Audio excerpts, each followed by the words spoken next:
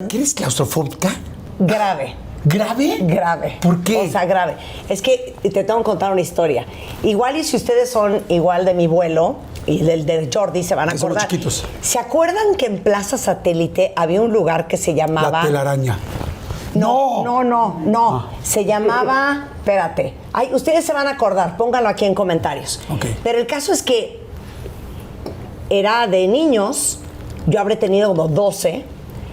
Y entrabas agachado a gatas en un todo a oscuras.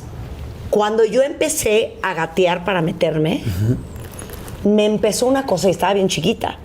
Y obviamente tenía una fila de 10 niños atrás. Entonces, ¿cómo te sales? Claro. Pues yo me aventé encima de los niños, casi los atropellé, caminé encima de ellos para salirme desquiciada.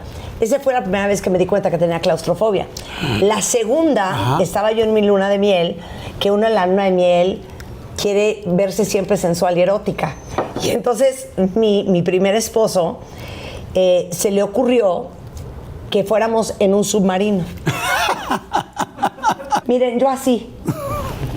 Nos metemos al submarino y yo así de... ¿Se oirá? Sí, se escucha. O sea, un submarino, entiendan, es un supositorio. Claro. Volteo y veo que cierran la escotilla. Y en ese momento yo así como de película, ¡stop! Me tengo que ir. Y entonces literal él, oye, ¿qué tienes? Cálmate. Y yo, no puedo. Y entonces hice un escándalo en el submarino. Abrieron la escotilla y me tuve que salir. Y me quedé en el barco esperando ahí en la lancha así, vomitándome. ¿Cómo querés? Entonces, no puedo con los espacios cerrados. Ok. No me da en el avión, En el avión gracias a tranquilo, Dios. ajá. Pero si tú me quieres torturar, ahora sí que no quiero que esto tenga una connotación sexual, pero ponme una almohada en la cara y me muero. ¿Lo has tratado en algún lugar, Fíjate en terapia? que he tenido que tratar muchos otros problemas y padecimientos emocionales, entonces no he llegado todavía Antes a de la eso. claustrofobia. Vamos por abecedario, ¿no? Vamos por abecedario. Vamos en la A, en la B, y Traumas eso está en la C. infantiles, complejos de inseguridad. Ya casi voy a llegar a la claustrofobia. Oye, a ver, tu mamá y tu papá, estuvieron mucho tiempo, no mucho tiempo juntos, Ajá. pero sí estuvieron un buen tiempo juntos. ¿Tú naciste en Managua? Yo nací en Managua en el año de 1967. Y al año de nacida, y qué bueno que me haces esta pregunta, porque yo quisiera tomar pues estas cámaras y estos micrófonos para hacer una aclaración. Al año de nacida, yo me voy a vivir a Estados Unidos. A Nueva York. A Nueva York. Y el primer idioma que en realidad aprendí a hablar es inglés. Entonces, cuando ustedes sientan un odio hacia mi persona, pues un resquemor, cuando sientan... Cuando escuchan el Madison Square Garden. Exacto, cuando oyen eso, al contrario, deberían de decir... Qué bien habla español. ¡Qué bonito el español, Marta! O sea, tu primer Ok. idioma fue el inglés. Claro, y entonces, de hecho, cuando llegamos a vivir a México, y yo tenía como 11, 12, mis hermanos mayores y yo no hablamos nada casi de español y no lo pronunciábamos bien. Claro. Que fue como súper difícil para todos. Y ¿Por qué se fueron a Nueva York? porque por el trabajo de mi papá. Mis papás, a pesar de que nacieron los dos en Nicaragua, estudiaron casi toda su vida fuera en Estados Unidos. Mi papá siempre se dedicó a la banca y trabajaba en la banca en Nueva York. Y acabamos viniendo a trabajar, a vivir a México por su trabajo, porque empezó a trabajar para lo que en aquel entonces se conocía como Banco Nacional de México, hoy conocido como Banamex. Banamex. Paguen esto, Banamex, es una mención comercial. Oye, ¿te acuerdas el momento donde están en Nueva York y de repente les dicen a los hermanos, nos vamos a ir a vivir a México? Era como, me imagino que 11, 12 años, ese inicio de la adolescencia, es como, ¡no, mis amigos! Claro, mis ¿Cómo amigos, fue? lo que conoces, todo. Entonces, fíjate que yo creo que estaba, a pesar de que tenía 11, 12, era bastante niña. Y estaba en una edad bastante maleable todavía. Creo que quien más lo sufrió fueron mis dos hermanos mayores, ¿no? Denise y Enrique.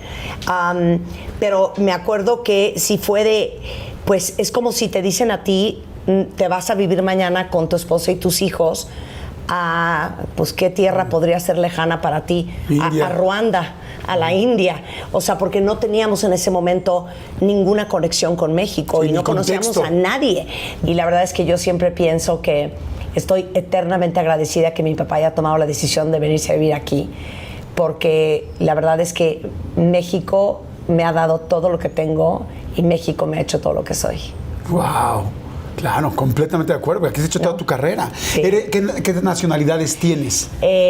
Soy nicaragüense y ahora soy mexicana. ¿Allá eres mexicana? Sí, me tardé años en hacerme mexicana. O sea, soy mexicana hace como 4 o 5 años. ¿Cómo se hace uno mexicano? Pues es un proceso muy complicado.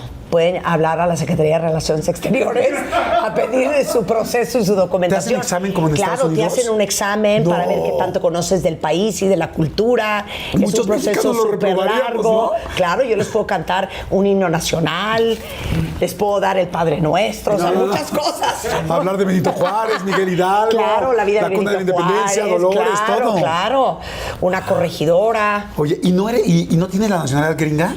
Y no soy gringa. Hay mucha gente cree que soy gringa. Ay, te pero quiero, no soy mexicana.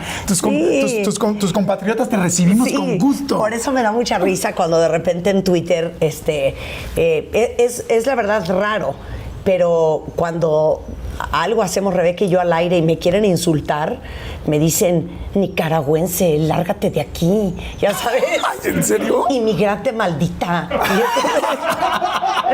Nada más porque no soy peleonera, pero me hagan decirles, no, es que sí soy mexicana. ¡Wow! ¡Qué padre, qué padre! Oye, cuando nace Eugenia, tu hermana, que bueno, yo creo que la más conocida para nosotros, Sí. tú no estabas como muy contenta.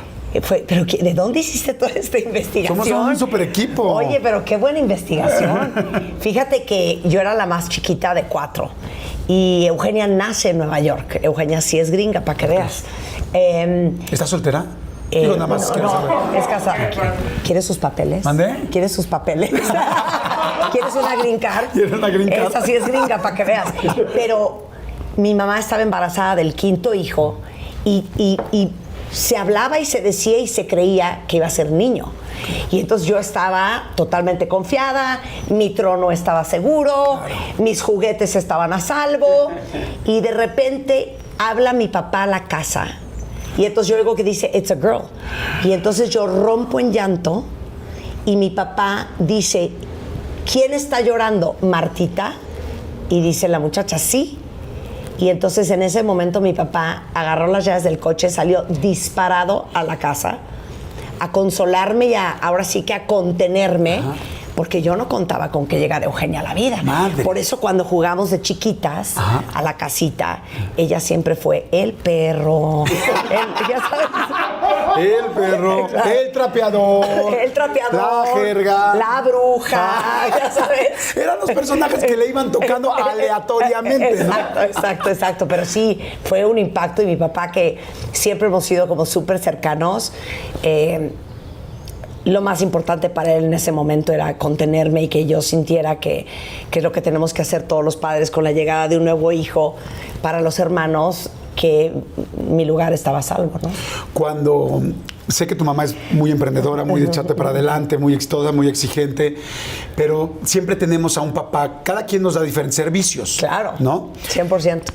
Por lo que me acabas de decir, me imagino que tu papá era esa persona que siempre te cuidaba, te abrazaba, te hacía y te hace seguir, te sigue haciendo sentir esa seguridad. 100%. Si tuviera que describir y compartirles a ustedes cómo es un poco mi familia y cuál es el rol que ocupa cada uno en la vida de cada uno de nosotros, en mi caso, mi mamá es muy matriarca, es líder, es práctica, es... Ya no te pregunto a quién saliste, claro, ¿no? Controladora, exigente, perfeccionista, muy echada para adelante, muy valiente, muy inteligente, muy rápida y muy pragmática. Y mi papá es lo contrario. Mi papá es súper espiritual, le es muy importante conectar con la gente, es como muy amoroso, es alguien que durante toda su vida ha estado como muy consciente de la parte más profunda, emocional y espiritual de la gente. Y en mi caso así fue. De hecho, yo les he contado algunas veces que cuando yo llegué a vivir a México, imagínense yo que tengo un déficit de atención emperrado, o sea, mi attention span es súper corto, me aburro con gran facilidad, pues mis papás no conocían México y les pareció una súper buena idea meterme en un colegio de monjas. Entonces yo obviamente al día 2 me quería picar los ojos y cortar la vena con una regla, porque me tenían sentada enfrente de un pupitre sin poderme mover, aprendiéndome lo que decía en un pizarrón, cuyo lenguaje yo no entendía muy bien. Entonces yo me quitaba los zapatos, abría mi lonchera, me tragaba el sándwich a medio examen, me sacaba un 1 de 10 y me paraba y gritaba, soy primer lugar, aventaba la pelota en el... todo mal, o sea, me aventé en la alberca olímpica del colegio sin saber nadar bien, y entonces casi me ahogo. Entonces obviamente al mes 4 le habló la monja a mi papá y le dijo, señor, pues esta niña no puede estar en este colegio. Y mi papá, en vez de regresar a la casa y ponerme una infernal, le dijo, esta niña se va de este colegio no cuando termine el año, hoy, porque yo no quiero que esta niña crezca creyendo que es un problema. ¡Wow! Imagínate tú.